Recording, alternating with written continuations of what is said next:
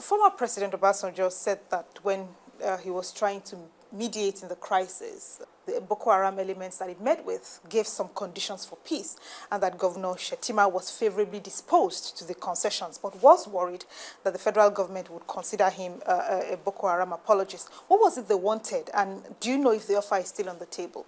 All I can tell you is that former President Obasanjo was one time in Borno State trying to mediate in this insurgency issue. He went and met the patriarch of Baba Fugu, the late Baba Fugu then. Immediately he came back. He went along with Sheikh Hussaini of the Human Rights. Immediately he came back.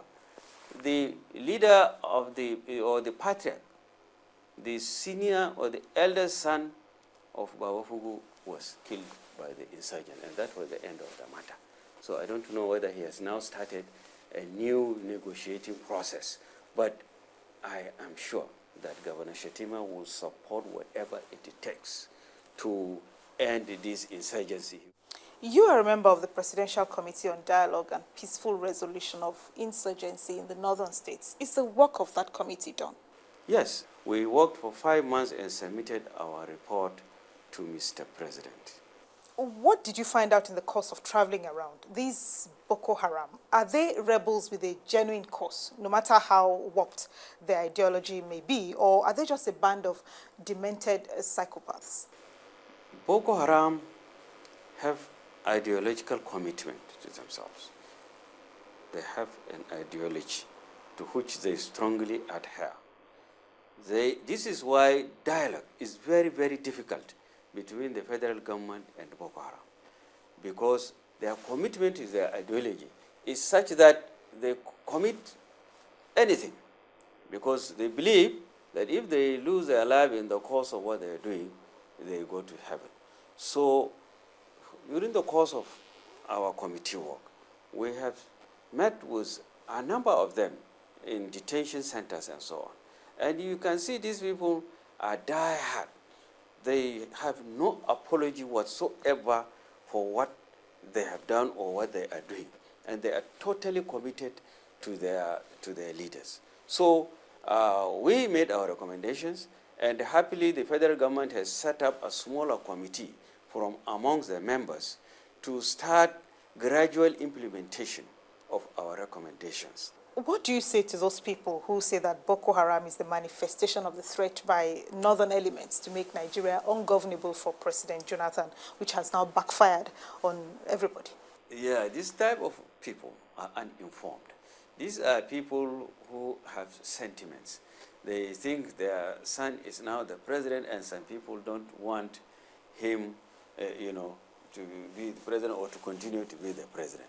I do not share that type of simplistic definition of Boko Haram. I am not of the PDP group. I have no feeling that this matter is done because of one person not being the leader. If you kill the people, who's going to vote? There will be nobody to vote for you. So it is even more of our problem. We of the APC, for instance, in Borno, Yobe, and Adamawa, than that of Mr. President. And it is not, we don't really relate what is happening to what this type of simplistic people are thinking, because this is untenable, incorrect, and personally unacceptable to me as an opinion. Do you think that there might have been, or there still are, Boko Haram apologists in your government? In Borno State, I do not think there are members of Boko Haram in government. I can tell you, believe you me, take it from me, that within government of Borno State, we don't have apologists of Boko Haram. What was Kabiru Sokoto doing in the Borno State Governor's Lodge in Abuja when he was first apprehended? Kabiru Sokoto was arrested in Government Lodge, Abuja.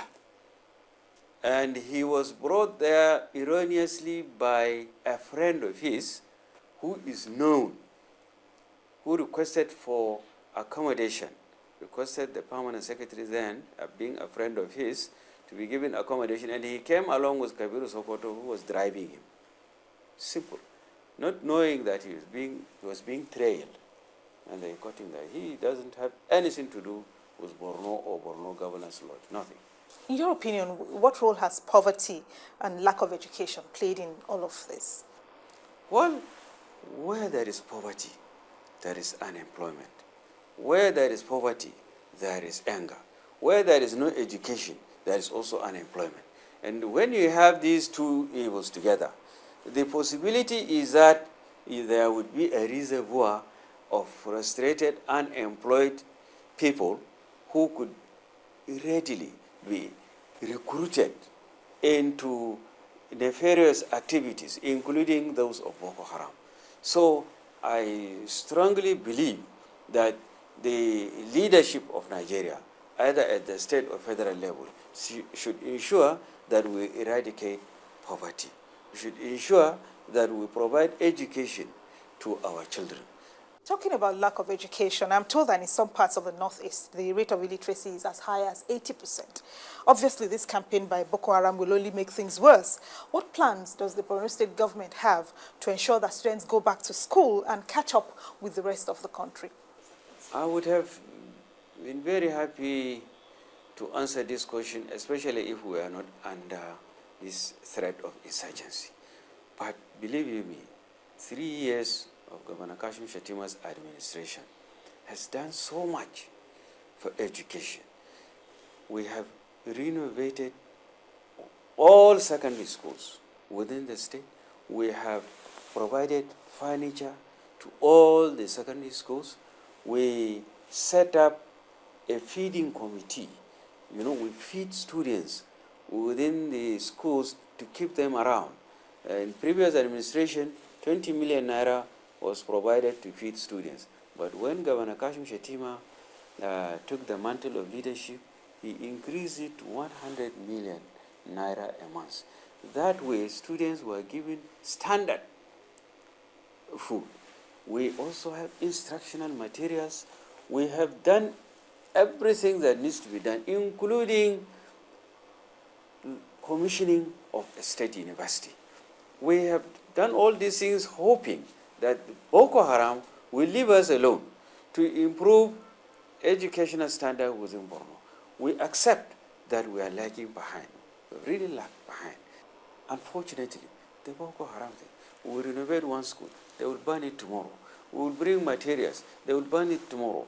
We would talk to students, we will visit that school.